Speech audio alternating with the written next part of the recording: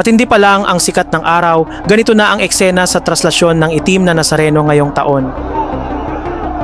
Siksikan, kaguluhan, may mga nagmumura pa umano, at malinaw na kawalan ng direksyon.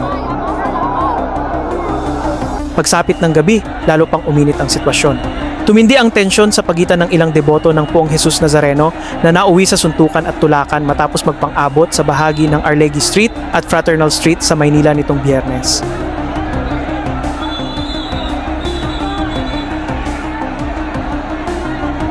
Taon-taon, milyon-milyong debotong Katoliko ang sumasama sa traslasyon sa hangaring mahawakan ang itim na Nazareno, isang panata na sa pagkakataong ito ay muling sinamahan ng panganib at kaguluhan.